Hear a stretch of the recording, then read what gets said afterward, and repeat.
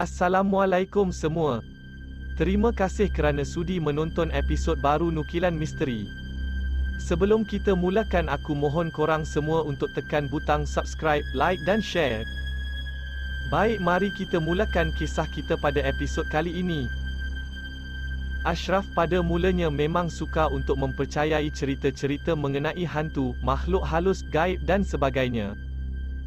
Kadang-kadang dia membantah rakan-rakan apabila mereka bercerita tentang kisah-kisah pelik atau misteri. Bukan kerana dia takut, tetapi kerana dia memang tidak mempercayainya. Tetapi kejadian 3 bulan lalu mengubah pendirian Ashraf. Akhirnya dia terpaksa mengaku bahawa kisah-kisah seram, gaib dan makhluk halus ini memang wujud di dunia ini. Memang kejadian itu begitu sukar untuk dia lupakan, bahkan masih segar dalam ingatannya. Kejadian yang amat menakutkan itu berlaku di satu lorong sunyi yang terletak tidak jauh dari kilang tempat Ashraf bekerja. Sememangnya lorong sunyi itu menjadi laluan baginya setiap kali pulang dari tempat kerja. Ashraf sebenarnya sudah lama menggunakan lorong sunyi tersebut. Boleh dikatakan hampir 4 tahun dia menggunakan lorong itu. Tidak pernah dia terserempak dengan sebarang makhluk gaib atau aneh. Selama ini rakan-rakannya galak menceritakan tentang ada orang yang berjumpa dengan Pontianak, hantu raya, hantu bungkus dan sebagainya. Walaupun pelbagai cerita seram didengarinya, biarpun beratus nasihat telah diterimanya, namun Ashraf tetap berdegil untuk melalui lorong sunyi itu. Sebenarnya Ashraf tidak mempunyai pilihan. Lorong sunyi itu adalah jalan pintas baginya, sama ada untuk ke tempat kerja atau pulang ke rumah. Ashraf bekerja sebagai wartawan di sebuah syarikat penerbitan majalah. Disebabkan waktu kerjanya yang tidak tentu masa, menyebabkan ada sesekali dia terpaksa pulang lewat malam disebabkan harus menyiapkan tugasan terlebih dahulu, sehinggakan kadangkala menjangkau pukul 2 pagi. Dahulu laluan sunyi itu memang menjadi laluan ramai pekerja kilang kerana kawasan itu memang kawasan perindustrian. Tetapi sejak setahun 2 kebelakangan ini, pekerja-pekerja kilang sudah jarang menggunakan lorong tersebut berikutan tersebarnya cerita hantu Pontianak dan makhluk halus yang menyerupai budak kecil. Biarpun orang lain tidak berani menggunakan lorong sunyi itu, tetapi Ashraf tetap melaluinya. Sehinggalah pada suatu malam, selepas habis bekerja, Ashraf terus pulang ke rumah.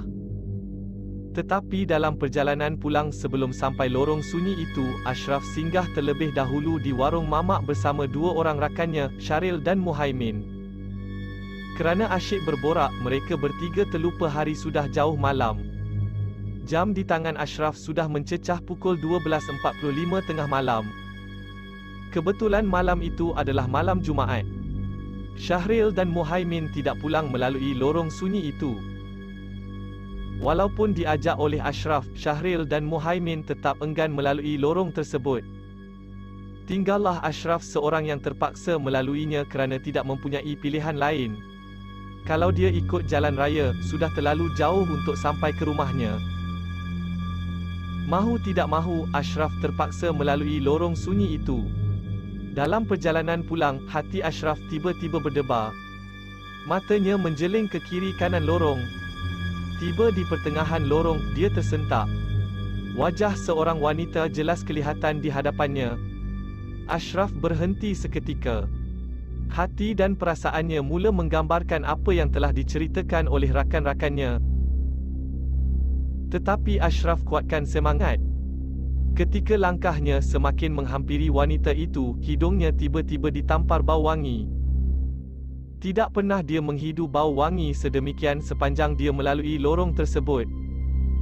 Tetapi kali ini dia menghidunya. Tidak mungkin wangian itu turun bersama embun pagi. Ashraf mula tertanya sendirian. Segera Ashraf menutup hidungnya. Dia terus berjalan tanpa mempedulikan wanita di hadapannya. Dia menundukkan kepalanya ke bawah. Langkah dicepatkan. Semakin dia menghampiri wanita itu, semakin kuat bau wangi itu menusuk hidungnya. Kala itu terlintas di fikirannya tentang cerita rakan-rakannya. Kalau terhidu bau wangi, jangan dihidu kerana bau wangi itu adalah bau hantu raya. Teringat itu, Ashraf segera menahan nafas seketika untuk tidak menghidu bau wangi itu. Degup jantungnya semakin kencang. Hatinya mula berdebar-debar. Tidak pernah dia mengalami peristiwa sebegini. Ashraf sudah dapat mengagak. Cerita hantu yang diberitahu oleh rakannya itu memang benar. Kini barulah Ashraf tahu bahawa cerita ngeri dan menakutkan ini memang wujud. Tiba-tiba Ashraf mendongak kepalanya. Entah tidak semena-mena, anak matanya mencuri jeling ke arah wanita itu. Dalam jelingan itu, Ashraf dapat melihat seperti ada satu keganjilan pada wajah wanita itu. Wajahnya putih, bibirnya merah dan rambutnya panjang melepasi bahu. Seluruh bulu roma Ashraf berdiri tegak. Langkahnya tiba-tiba terhenti, bagaikan dipegang sesuatu. Dia cuba melangkah tetapi tidak berdaya. Kakinya terasa begitu berat. Matanya terus terpandang wanita itu yang mula bertukar wajah. Bermula dengan wajah senyum, berubah menjadi bengis.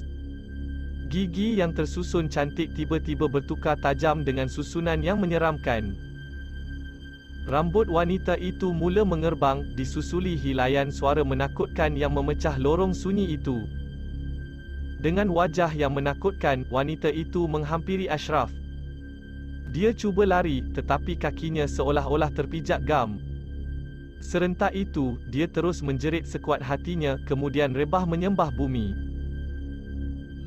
Keesokan paginya, Ashraf ditemui oleh seorang wanita tua yang kebetulan melalui lorong sunyi itu. Setelah mendapatkan bantuan, Ashraf akhirnya dihantar pulang dalam keadaan tubuhnya yang lemah. Melihat wajahnya yang kebiruan, nyata Ashraf sudah tidak bersemangat lagi. Ashraf demam selama 3 hari dan menurut ibunya, Azizah, Ashraf sering kali meracau-racau dalam tidurnya terutamanya pada sekitar jam 1 atau pukul 2 pagi. Akhirnya, untuk memulihkan kembali semangat Ashraf, ibunya memanggil seorang pakar perubatan tradisional. Dengan izin Allah SWT, akhirnya dia berjaya dipulihkan biarpun terpaksa menunggu masa yang agak lama. Sejak peristiwa itu, barulah Ashraf sedar dan percaya apa yang telah diceritakan oleh rakan-rakannya. Kini Ashraf sudah tidak lagi berani melalui lorong sunyi yang berpuaka tersebut.